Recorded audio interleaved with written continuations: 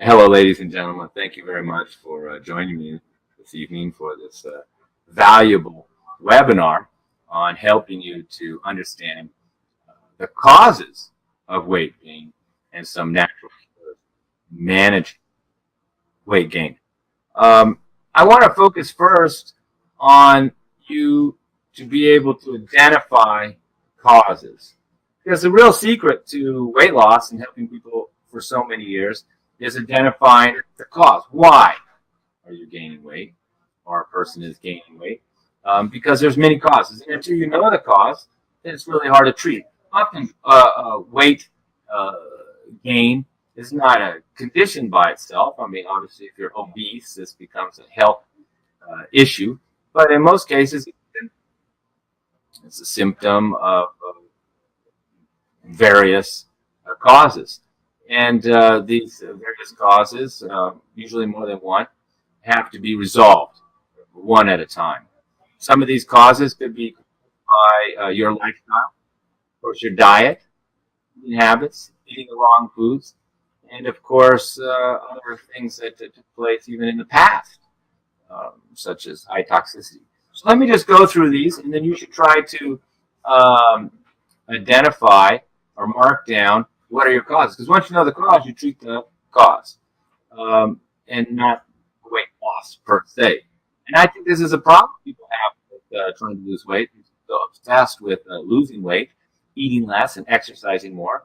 And of course, eating less and exercising more will help you to lose weight, but not always, because it may not help the cause, remove the cause, just exercising and eating less. And a lot of people we like extreme diets and extreme things, and people are willing to do quite a few extreme things to lose weight, and extreme diets that they don't like or often aren't healthy or even nutritionally sound because they want to lose weight. So I don't advocate any extreme diet. I don't advocate starving yourself. A lot of these extreme diets, whether it's paleo diet, raw diet, suitable for some people, but they're not suitable for everyone.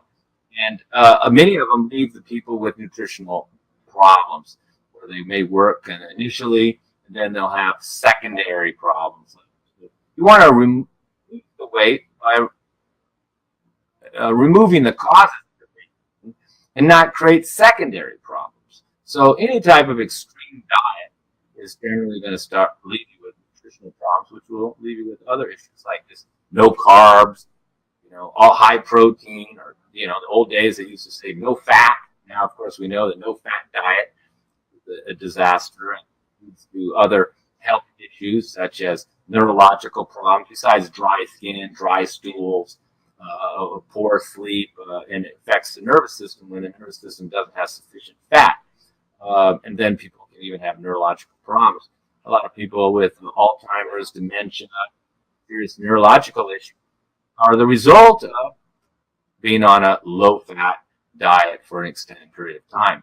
So we don't want to lose weight and then lose our mind, and that's what can happen with a extreme diet, particularly a low-fat diet. And these other fads that we see, these no-carb diets, this is really absurd.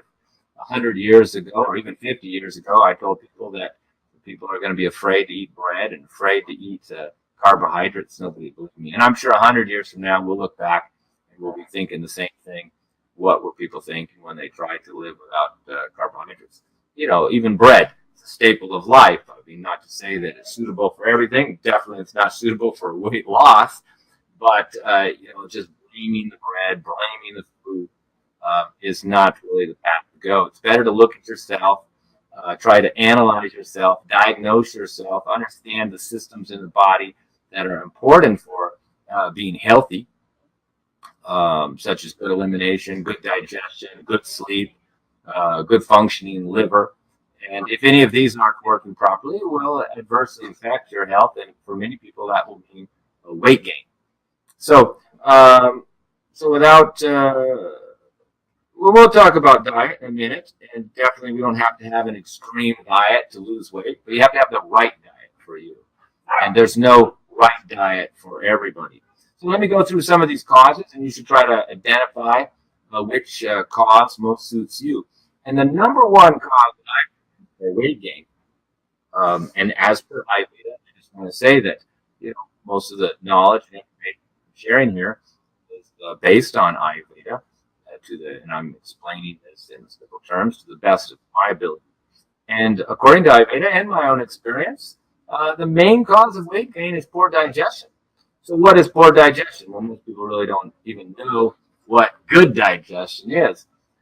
So good digestion is no gas, no bloating, no constipation, no acidity, and very important is good appetite. We look at children, we look at animals, and when they lose their appetite, then they become unhealthy. Of course, the animals are a little more intuitive than us. They don't have Facebook, they're all confused, so they don't do crazy things. They just take a rest and start eating grass for a little while, and this can help them recover. And that's why animals rest and eat grass or just eat leaves or fast.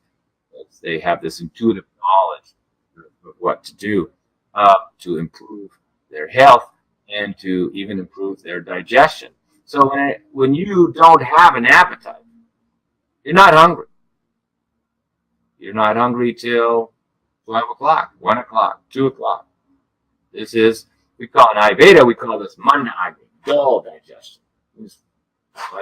Not much fire, not much digestive fire, no appetite. And also will be no passion, no libido, no drive. Yeah, you become dull. Dull, not fun. You just open around and not too hungry. And then 2 or 3 o'clock, in the afternoon, you may start to get hungry. You start to eat. I'm not going to say pig out, but you'll get hungry. Maybe by 4 or 5, you're getting a little more hungry, and then you eat dinner, and then, you're still hungry, and then nighttime you may pig out. And that's the cause of the weight right there. Not just the nighttime eating, which is a cause in itself of weight gain, but the fact that your digestion was so weak that you didn't even get hungry until the 2 or 3 o'clock. That was the key to your problem right there. Now, people are believing sometimes that not having an appetite is weight, but for those of you who have been my clients or maybe had this experience yourself, when your appetite's stronger, you're hungry actually for breakfast, you're hungry for lunch, and you eat your meal of whole foods. We're not talking processed foods and things like that. Those are not really in the discussion here. Hopefully you've moved past McDonald's already. If you're still eating McDonald's and fast food, then, maybe you have to take care of those matters first before you get to the next step to get away from this food. But if you're eating whole foods and you're still feeling heavy and sluggish after meal, tired, then that's also a sign of Manda Agni. Eat a meal and you feel sleepy and heavy after the meal. And then later on in the evening, you feel hungry again because you have malabsorption. So this Manda Agni creates a type of malabsorption. Ends up, you're not absorbing the nutrients very well. So when you don't absorb the nutrients very well, your body is not really satiated and satisfied. So you have cravings because you didn't get what you want. So what you need, I should say. And so the body will then crave more. Now, of course, if you eat the wrong foods, ice cream and, McDonald's and French fries and, unhealthy food, or you just stimulated yourself with a couple cups of coffee all day long, eventually it's going to catch up and you're going to feel hungry to the point of ravenous and even craving food because you didn't get a nutrition all day long. You just starved yourself. Maybe you stimulated yourself with sugar and coffee or Red Bull. I've heard of the Red Bull diet. It's out there. Quite a few. Fireman diet, Red Bull. We've got a lot of crazy diets. Here in California, of course, we're the home of the crazy fat diet. We have even more that the rest of the world hasn't heard about. So you want to really avoid these. Try to first start on eating, having good eating habits and getting your digestion strong. What does strong digestion means? You're hungry. So the easiest way to get that back is not eat at night. Skip dinner, not eat at night. Do this and if you're overweight or a kapha type person is heavy and slow and easy to gain weight, has round features, round face, round shape. It's a full body, young, and easy to gain weight. That's a kapha person, generally clammy to the cold side. and they tend to have this sluggish digestion and often don't eat breakfast. But often it becomes so sluggish that they don't even lunch at 2, 3 o'clock in the afternoon. Then they finally eat, and then they start eating more, and then eventually pig out and eat right into the night. And that's why they're gaining weight. It could be organic food, natural food, beans, whole food. Doesn't matter at that. There's this weak digestion, this low fire, which is why you're hungry till later, or low hydrochloric acid, lactic acid, and then the malabsorption and not eating late at night. So this is the cause right there. That's the cause. Very common. The most common cause is poor digestion. Now, how to get that digestive fire going? Well, if you're one of these people with no appetite and you're not eating till 3 or 4 o'clock, or not hungry even until 2 o'clock, and you're not even eating much. Often these people aren't even eating much, or at least they don't admit to eating much because maybe they forget what they're eating, at 10 o'clock at night. They still are gaining weight even though they're not eating much because the digestion is so poor. And that's where things like apple cider vinegar, lemon water in the morning, hot water in the day, ginger tea all day long if you get hungry. This will stimulate the digestive enzymes in the body, help to bring out more hydrochloric acid, lactic acid in the stomach, get the appetite going, get them hungrier earlier in the day, and start the eating process earlier. So, in Ayurveda, we use the herbs. You can use ginger, black pepper, lemon, water, apple cider vinegar. All of these have the same purpose, and that's to wash away the dosha and phlegm in the stomach lining and allow these stomach acids to come out and create the hunger so that you're able to digest your food. And many causes are cold things, cold smoothies, cold drinks, cold water, all will cause it. Manda, agni, dol. Too much juicing, too much cold things, too much. That's why cold water before meals is one of the most common things, because it kind of knocks out, increases your own digestive capacity to digest the food either before or after the meal. So, if you're, you don't want cold things. If you have this type of digestive state, you need warm foods, and that's why hot ginger tea, a little lemon, a little pepper is nice. You can get a little slice of ginger, a little pepper on it, do it in the morning to kind of get that going, get some lemon water, get it going. So you want to get the digestive fire going. You want to be hungry in the morning, at least by 10 o'clock. So you start in the morning with lemon water, on some ginger. Then by 10, you get hungry. Then you eat your breakfast. We'll talk about food. And then maybe your appetite. You can go all day to 4 o'clock without eating a second meal, and then the second meal at 4 o'clock, and there's no eating at night. Now you're down to 2 meals a day, and possibly eating a pretty good sized breakfast because you're hungry, and good sized early dinner, or 4 or 5 o'clock because you're hungry because you haven't eaten since 10, and snack. So then you're actually eating a good portion of food. Many people come back to me and told me that before they met me, they weren't that hungry and weren't eating much, and now they're more hungry, eating more, and losing weight. And that's what you want. You want the digestive, and having less cravings because they're actually eating more, digesting more, and they don't have the cravings. So when you don't have a good appetite, good digestion, you eat a little bit, graze throughout the day, and then you have this dull appetite. You got the little ridges on the side of your tongue indicating the malabsorption. A big white film on the back of your tongue. When you look at the back of your tongue and you see that big white film, that means you got the manda, which is dull digestion. So that lemon, that vinegar, that hot ginger tea all day long, that's burning away mucus, this phlegm that's in your stomach lining, your esophagus, your throat, and even the back of your tongue. That's why we can see it back there. You want to wash it away. So you have an appetite, and then you will burn away this excess mucus, and the digestion will be better. So this is probably the most common cause of weight gain, is poor digestion, even poor appetite, malabsorption, and then you have cravings. When you have cravings, it's hard to control yourself. So we'll cover some herbs that can help with that in a minute. Another way that we have this poor digestion, the cause. You can say the cause of the cause. So we got the weight gain, And then we've got the cause is the poor digestion. Well, what's the cause of the poor digestion? Eating at night. So you want to improve your digestion. The first thing you can do is just stop eating at night, even just for a few nights in a row. Just have soup 6 or 7 o'clock and don't eat any more. Go to bed, not full and stuffed, even though they feel nice. And then you wake up a little more hungry. Because when you eat at night, you generally don't have enough time to digest it. It just becomes kind of congestive and clogging.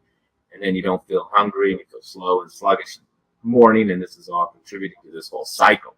It's a cycle. You get in the cycle. And if you're not hungry at all and you feel you could fast, well, the easiest thing to do is just fast for 2-3 days until you're hungry. Often I tell people who are overweight and I ask them, do you think you could fast a day? They say, sure, no problem. So I say, why don't you fast 2-3 days or until you're so hungry, you're hungry in the morning. And by the time 3, 4, or 5 days, if it's having ginger, not eating any solid food, lemon water, ginger tea, within 3-4 days, you're nice and hungry in the morning. And then you can start a new cycle of eating, maybe even just twice a day. If you're very overweight, then, your kapha, twice a day is fine. We're not talking yet about, little extra weight on your thighs and things like that. It's another subject. We're talking, continual, stubborn weight gain with no appetite. So what's the cause behind this besides this poor digestion, besides eating at night? Snacking. Snacking is probably the number one, and eating at night, number 2, snacking on nuts and chips. And every day I hear people say, well, nuts, I thought nuts were healthy. These almonds or walnuts have a lot of omega-3, so they're munching on them all day long. Well, I tell people, if you want to gain weight, want to ruin your digestion, then you just keep snacking on these nuts because it's a big weight gainer. I mean, right there with cheese. The biggest weight gainers are probably nuts, cheese, and wheat. I know wheat's got a bad name now. It's got a bad rap. Of course, in many countries we've ruined it by making it GMO, but wheat's still been a staple of life, and many people do quite well on it. Somebody with a strong digestion, strong appetite, even has tendencies towards acidity, that type of pitta type person, or we call Triksha, or sharp, hungry. They do very fine. They do fine. Bother them. And a person who's underweight with a good digestion, thin and underweight, they should eat more wheat, build more muscle and more body, basically, grow, fill out. Children do better with it because they're younger, more active, and they're still growing. So we don't want to just start jumping to the wild conclusions, all wheat's bad. We definitely don't want to jump to some wild conclusion that, we want to stop all grains. What I see mostly is people don't want to take responsibility for their own health. They like to blame things, blame wheat, say it's a gluten, let's blame the gluten, let's blame something. But we really need to step back and we need to look mostly at your own digestion, and we're going to talk about other areas too: eating habits, limiting liver function, toxicity level. All these can have a big factor on the state of your health and determining whether you're able to lose weight or not. So we should look at ourselves and not think, oh, everything is bad.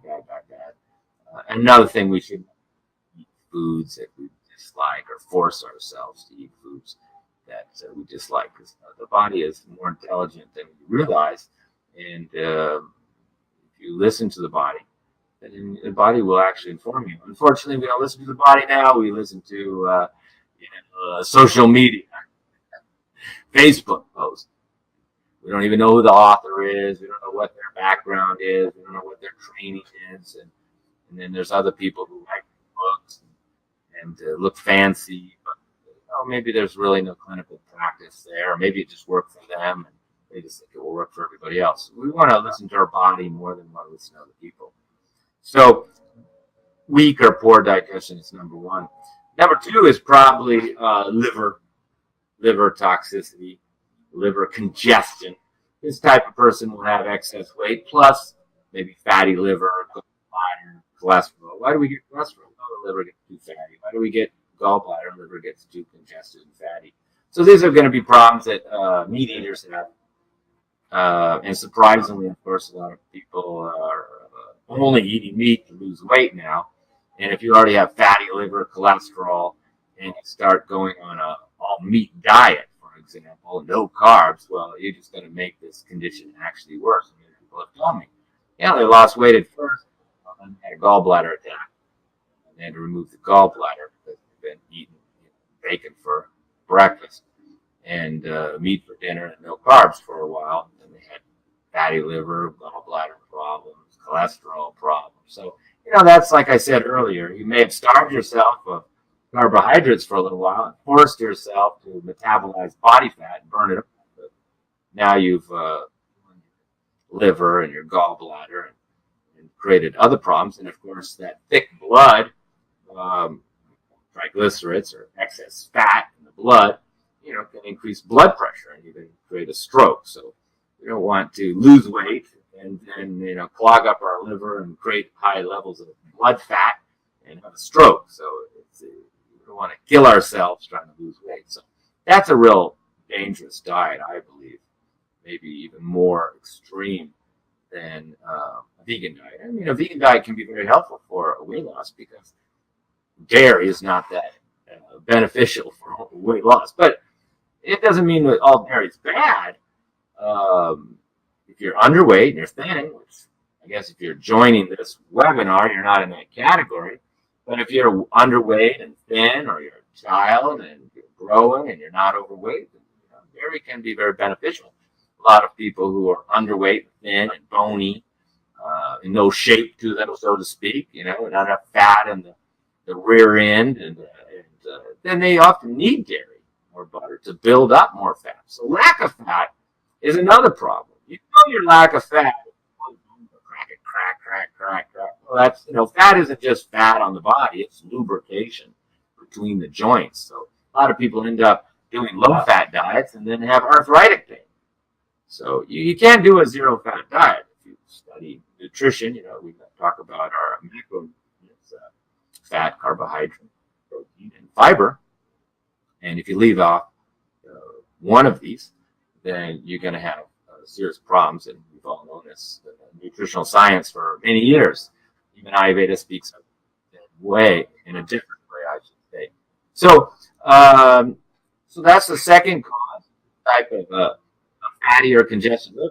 The best thing that person can do is aim more for a weight loss, a vegetarian diet at that point. And if you have fatty liver, high cholesterol, blocked gallbladder, then you really have to do a vegetarian diet, beans instead of meat. People think, well, where am I going to get my protein from if I'm not having meat? Well, remind people, as per the World Health Organization's website, 2% of the world protein source is legumes, beans, not meat, including fish and chicken. If we look at South America, these people are living mostly on beans, pinto beans, navy beans. And we get to South Asia, India, we have mung beans, we have Middle East, lentils, we have the Far East, soy, tofu. So people are really consuming far more legumes than they are animal protein as a source of protein worldwide. It's just a Western society that seems to enjoy having meat. And of course, we have a lot of problems in our diet, in our society. Of course, we know excess protein creates a lot of health problems. A weightlifter who's been having a high-protein diet with protein shakes, how their kidneys feel. Talk to them about kidney failure. Weightlifters all have friends who have kidney failure. So they're in their 20s, but already weightlifters in their 40s are already having problems. I get clients in their 30s already with kidney problems. High-protein diet, a lot of meat, and protein shakes, weightlifting. So, having a bunch of muscles isn't mean healthy. Just like, having nice cleavage doesn't mean you're healthy either.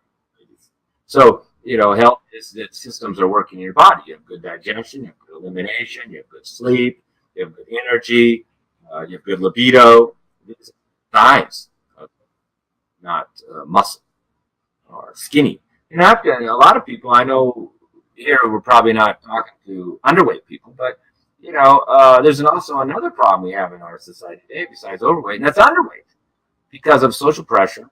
Particularly women have a lot of pressure to be ultra thin, and they like to be ultra thin. Maybe they were Vata body type, so they already were born somewhat on the thin side, and they like to skip meals and fast and stay super thin and avoid all fat. And they have a lot of health problems due to this. Nutritional problems, cracking joints at early age, pain from joints at early age, lightheadedness, dizzy, passing out, fainting, all from this undernourishment and a lot of anxiety. When you don't have a little extra body fat in your body, everybody here listening has got a little extra body fat, but if you don't, then you have anxiety. It's like driving a car and you're on empty. The engine lights on, the gas lights on, the orange lights on, and you're driving and you get a little nervous. And that's the way people are who don't have any body fat. In between meals, they can't make it. They can't even go to dinner time, from lunch to dinner, because they have so little body fat that they become nervous, anxious, and they need to snack. So you probably have more health problems being underweight than a little overweight. It's actually a little safer to be a little overweight. What happens if you're on a boat and you get shipwrecked and the boat sinks and you're all stuck on a desert island and there's no food? Well, the skinny ones will die off in less than a couple weeks. But ones that are obese could live for months. There's cases of people who have lived for months on desert islands with no food because they had that body fat, kind of like a bear. They're actually able to burn it off. They weren't very healthy and probably pretty tired, but they were alive. So, if the weight has too much, of course, then, obesity, 40, 50 pounds overweight can be a real burden for the body. The joints, muscles, circulation. It's a little 5, 10 extra pounds is probably better off in case you run out of food. Maybe you're up in the mountains in Ojai, there's a big fire and you can't get to any food, and you'll be okay for a little while. So don't push it to the point where you want to be ultra thin. And if you're only a few pounds overweight, you're probably in the wrong webinar here. So let's go back to a few more causes. We covered liver. Mostly is liver, fatty liver. There's other types of liver. You have, hepatitis or an infection in the liver, but you can have other liver conditions. Here we're talking about digested fat type of liver condition. That can be a big cause of weight gain. And in fact, liver tea, liver herbs can go a long way in helping weight loss. We'll cover some herbs here in a minute. So we got digestion, and then of course high toxins in the body.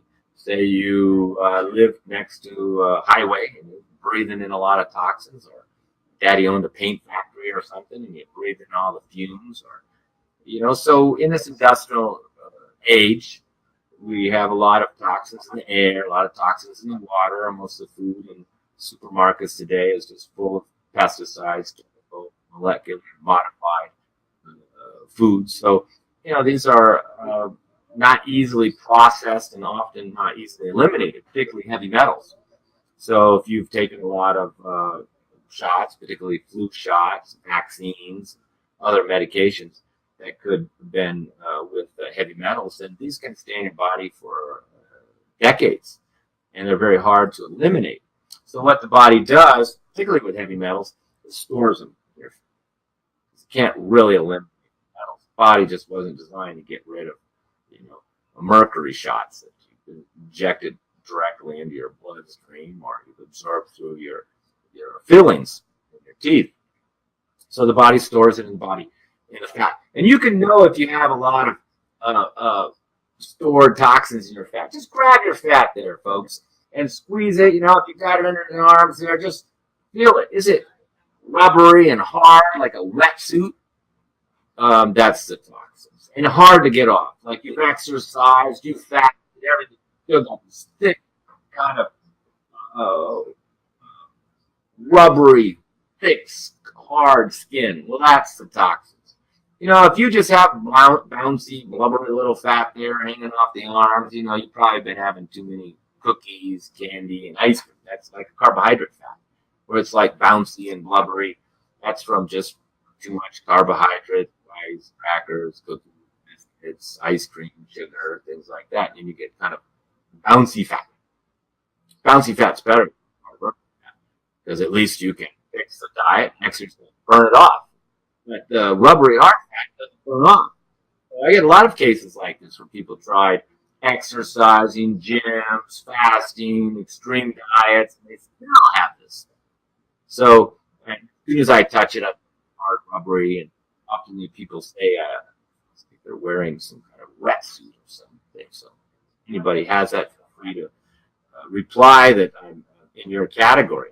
So that's another cause of weight gain. And even there's more subtle causes of weight gain, just emotional. You're not maybe happy with your life, or maybe there was a trauma in your life, or and you feel emotionally insecure or lonely, and we can then eat to comfort our mood. So there's many emotional factors too that can be the cause. Sometimes I've given people just relaxing teas, sleeping teas, calming herbs, getting them off the coffee, because I felt the cause of weight gain was, this nervousness, this anxiety. They were eating out of anxiety. So that could be the cause right there. Just anxiety, nervousness, stressful life. So another cause. So it's really good to, think deeply about these causes before you start jumping into some weight loss program. And you want to eliminate these. And you could have multiple causes. You could have a little fatty liver from having all those burgers for 30 years and bacon for breakfast. You're from the South, and you're buying fish up every day. So, now you're kind of paying the price later on for this fatty, acid liver, sluggish metabolism. Another cause, of course, as we know, is the thyroid. And the thyroid's a gland, and we're not producing enough of its hormones that help support the metabolism of the body. It has a lot to do with overall metabolism and ultimately weight loss. Then you'll gain more weight because it's affecting your metabolism. But if you just take a hormone replacement, like the thyroid hormones, then the thyroid gland's never going to recover, and you just become addicted to taking the hormone replacement. You may get results, but you're not really solving the problem.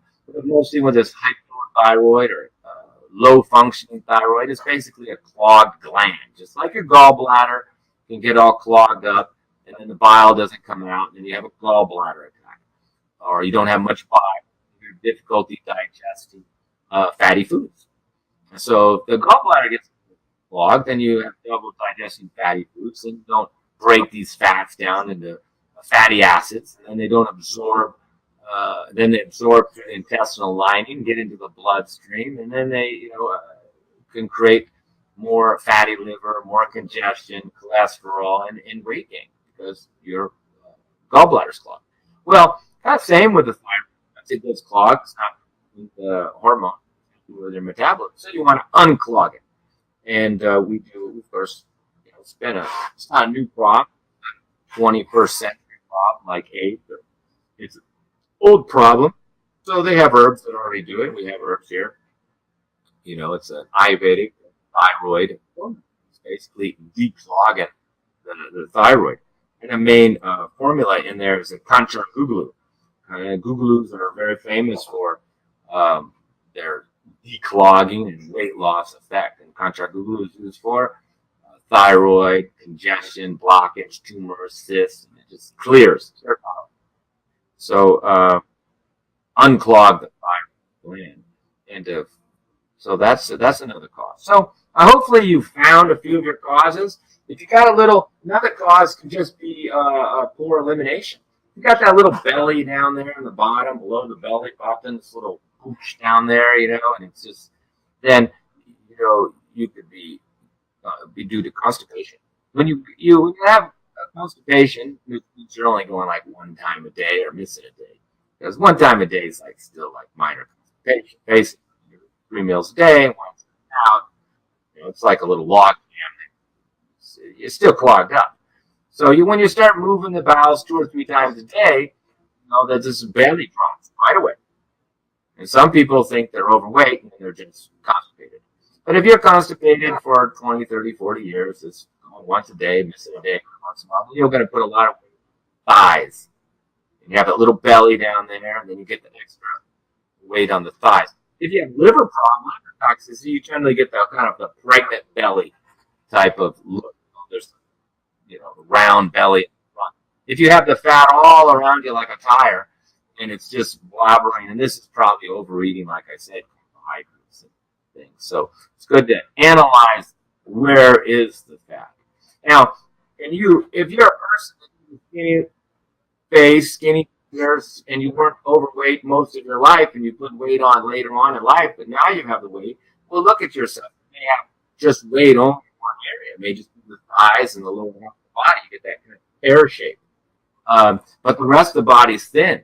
So, it doesn't mean that just fasting and is going to be, or eating less and exercising more is going to solve it. This is going to have a lot to do with your digestion and elimination when you get that pear shape on the bottom half of the body.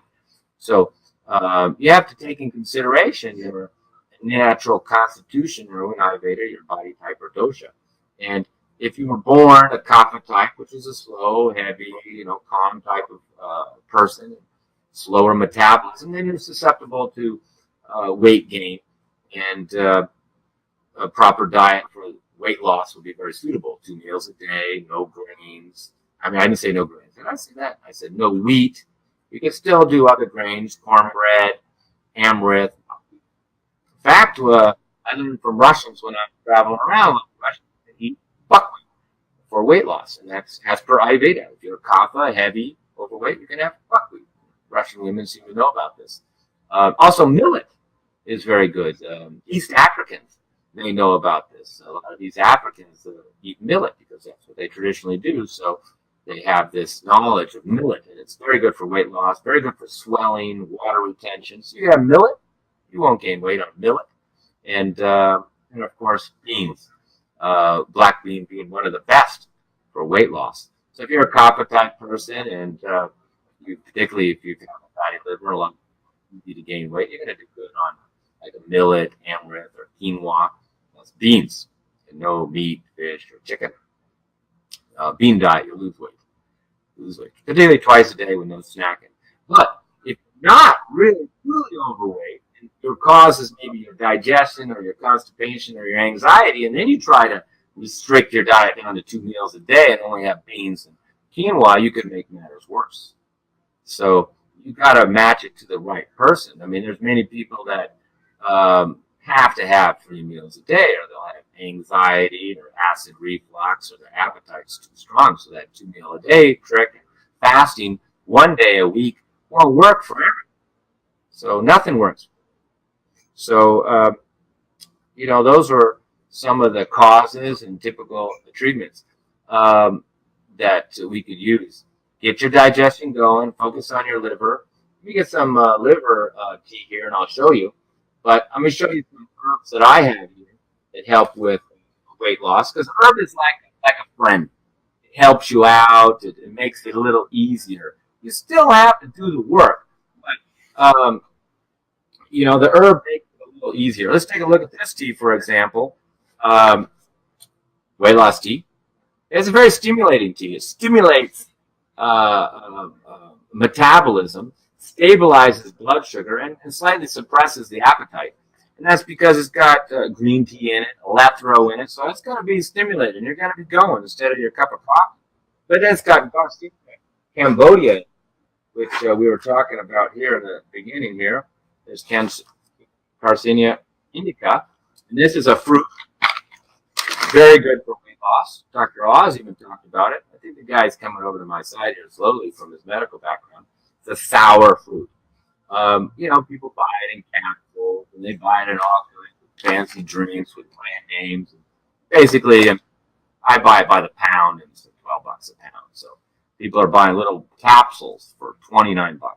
So you better just get $12, grind it up, powder, and take it. And even you can chew on it. And now, of course, research has caught up because this is ancient knowledge. They knew about this a long time ago. But now research has caught up and figured out it does increase hydrochloric acid in the stomach and improves digestion. And that's why people lose weight. So people's asking me what it's called again. Garcinia fruit. And there's Garcinia Cambodia and Garcinia indica. It's a little sour fruit. It's very sour. And it's become real popular. Almost every little weight loss fad that you see, capsule, all these things online, they're all used. And it's in my tea. I've had this tea for 20 years before it became popular, before Dr. Oz talked about it. And there's also Gymnea sylvestre in here, which, if you know about your herbs, Gymnea sylvestre helps a lot with blood sugar. And it's used even in greater concentrations to bring down blood sugar, but there's a little in the tea to help stabilize blood sugar. And another good thing about Gymnea sylvestre, it takes away craving. It's the sweet taste. And that's nice. And then there's chickweed in there, which, is a kind of a old Western remedy for weight loss, and it's a diuretic, good for water retention, swelling. So, this is not a tea for everybody. It's got fenugreek, good for blood sugar, cinnamon, circulation, ginger, and stevia. A few more herbs helping with digestion and blood sugar, and ultimately cravings. So, but you wouldn't want to take this if you're having anxiety or nervous. You wouldn't want to take this even if you have a really strong appetite. You have acid. It's not suitable for everybody. I don't sell it to everybody. I used to sell these herbs in the market here in Ojai years ago, and a lot of people just bought it. And some people came back complaining they drank it all day, and they had a lot of energy, and then they didn't sleep at night. So it's not suitable for everybody. If you're a slow, sluggish person, not much appetite, cravings, perfect for you. So we have another tea for those people who want the benefits of the Garcinia without the stimulating aspects in the green tea and lethargy. We call it weight control tea. So it's still got the Garcinia in it, in the Gymnea sylvestre, but it's also got some calming herbs for like Brahmi, circulatory herbs like cinnamon, and some mild digestive herbs like licorice and fennel. So it's not as strongly stimulating the digestion, not as strongly stimulating the person's metabolism, but you have those, supportive herbs to help metabolize body fat and take away cravings. So it's just a variation of it for those people who, can't have such a strong stimulating tea. And here's a liver tea. I mean, there's many Ayurvedic liver herbs as well, but we're just going to focus on the Western herbs here: dandelion root, thistle root, burdock, ginger, and coriander.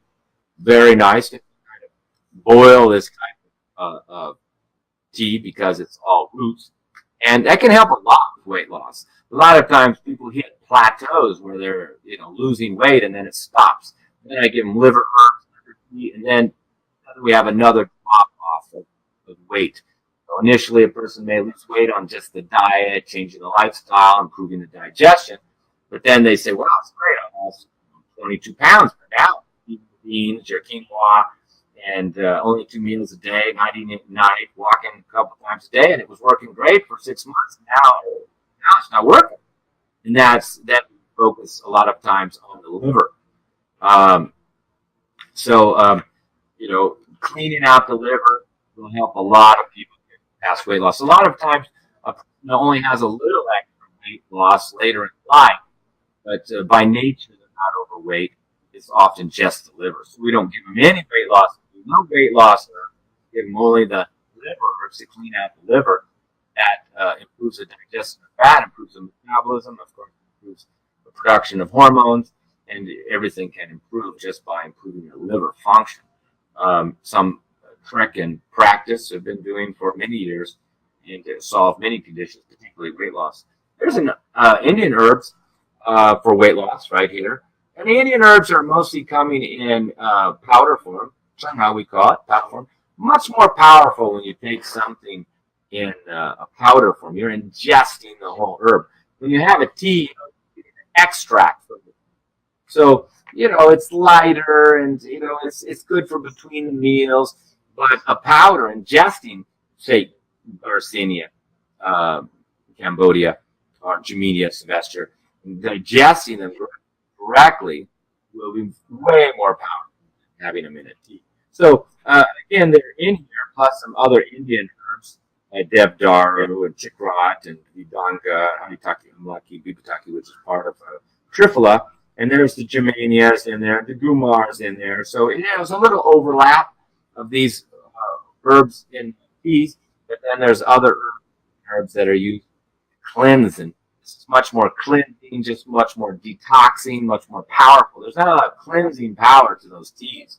But when you take this, you feel like this is like drinking Drainol. I mean, the lymph gets going, the bowels get going, it gets going, the water level drops in the body. It's a diuretic and much more powerful to ingest the herbs directly than it ever will be taking a tea. So that's why Indians do powders, because they're 10 times more powerful. It's hard to lose weight using only teas. Good for long-term maintenance, but generally I'll use the herbs, the powders for serious cases, and then throw in the tea. And then once the weight down, just keep the tea to kind of keep the cravings down and the metabolism going. Here's another tea that's kind of for that dull digestion. Say you're the type of person who doesn't have strong appetite, not that hungry. Then we give you this tea. Basically, it's for that type of dull digestion. Stimulates appetite before meals, overcomes feelings of heaviness, and helps stabilize blood sugar. So this is often used too when you don't have much appetite. And it's a very simple formula. A lot of ginger, cumin, cinnamon, fenugreek, and even cloves and black pepper. So it's hot. It's like chewing on ginger or taking ginger and black pepper and chewing it in the morning. It's a similar concept. But if you have no appetite, drink this all day, you'll be hungry by the next day for sure. That's what you really want. You want to get that appetite going. Kind of like an oven, I always say. If you try to cook bread at 220 degrees in the oven, it just gets gooey and sticks all over the pan. But you got to get it like 425, just right, and then it's nice and fluffy and pops right out of the pan. So that's what happens when the digestion is good. You actually digest the food, get the nutrients, and you don't feel heavy.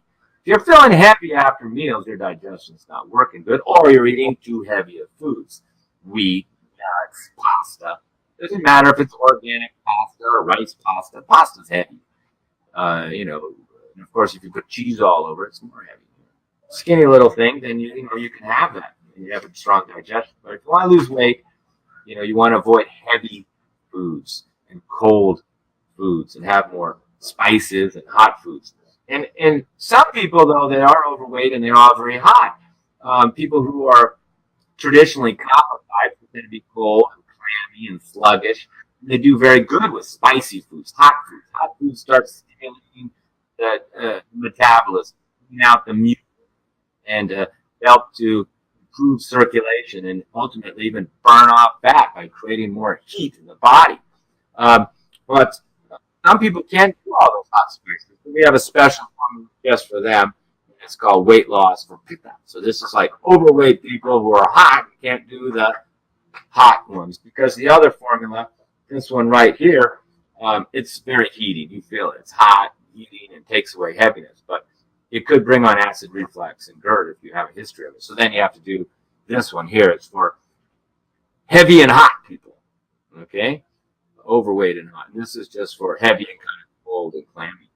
And we also, of course, herbs for blood sugar, stabilizing blood sugar. It's in the subject, but I did have it out, and it's working very well. And let's see what else we got here. And then, we've got to keep the elimination going, so that's always important. And people are always very happy if they lose a few pounds in the first few days, and often just by cleaning out the colon really good, you'll lose a few pounds, even 5-10 pounds. We have a lot of built-up fecal matter in the colon. So if you're really overweight, and you're not having good regular bowel movements, maybe only one a day or less, then you can conclude that a big portion of that is accumulated fecal matter that you want to clean out. And that's the easy way. You don't have to lose the weight. You have to get out of you. And herbs are really good for this. There's no problem with that. There's a lot of different colon formulas that will clean out the colon and get the bowels going, where we use Corsata sagrada with trifala or senna with trifala and ginger. And there's many variations depending on the person. If the person's warm and hot, you don't need much ginger and stronger eating herbs, and even in colon formula. And if the person's very sensitive, to cramping and pain, you want to use strong herbs like senna, which could give them cramping and disorder.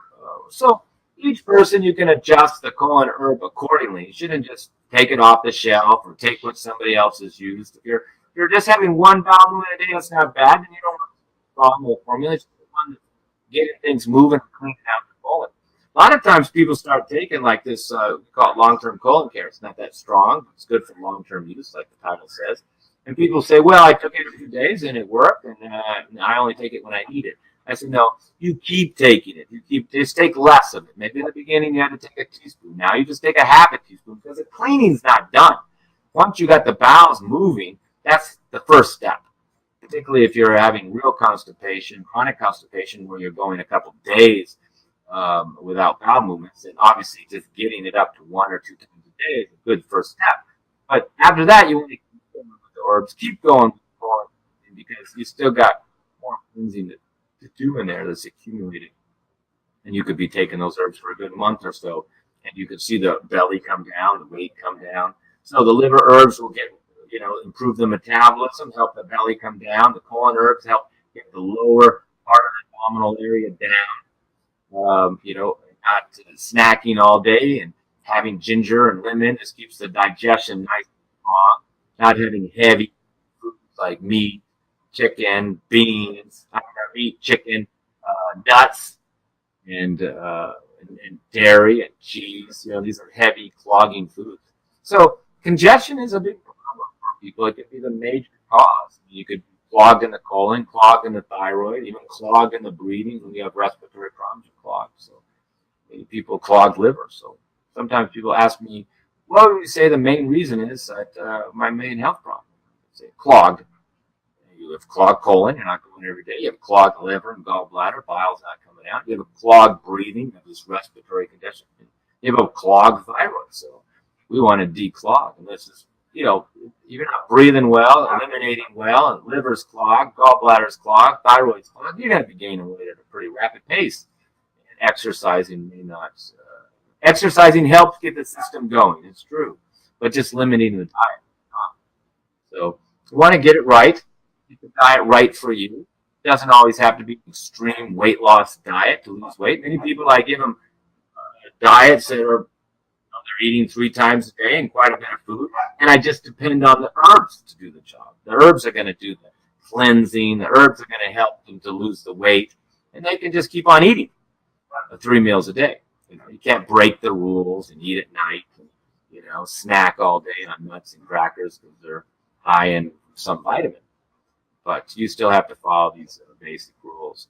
So I hope that gave you some better insight, I should say, into the causes of your weight gain, and hopefully it starts to give you some hope that once you identify these causes, that you can start eliminating them. So don't think of just, I got to lose weight, but think of, okay, what are the causes of my weight gain? We're just summarizing here. Was it liver? Was it colon? Was it elimination? Was it toxicity? Am I clogged? Am I stressed? Am I emotionally eating? Do I have food allergies? Am I reacting to everything? Which is another digestive problem. Again, people like to blame food. Say all the food's bad. But a lot of when they have food allergies, this is a digestive problem. It can be the immune system can be overreacting to all the food. So you have to settle the immune system down so the person doesn't have these food reactions, and they can go back to joining the rest of the human population and eat some grains again. Okay, so I hope that helped you to identify your causes and have a better understanding of the causes of your weight gain. And if you need any help to formulate a diet and to choose the right herbs or have the right herbs to do the job, feel free to contact me. Okay, thank you very much, ladies and gentlemen, and I sincerely hope this helps you, and forgive me if anything I said was not correct, or I'm just relaying my knowledge to the best of my ability based on my understanding and my experience, and I sincerely hope that it helps you in your health and your happiness. Thank you. Greetings from beautiful Southern California. I sincerely hope you learned from this video and benefited from all the information. This knowledge is not my knowledge, nor is this information new, but part of the ancient healthcare system called Ayurveda, the science of life. I hope my videos explaining the Ayurvedic approach in a simple and clear manner help you to overcome your health issues. However, if you have a complex or serious health condition, I highly recommend that you contact me personally so I can meet with you here in my clinic in Ojai, California, or in an online conference call so I can properly diagnose your condition and provide you with an individualized diet and custom herbal formulas.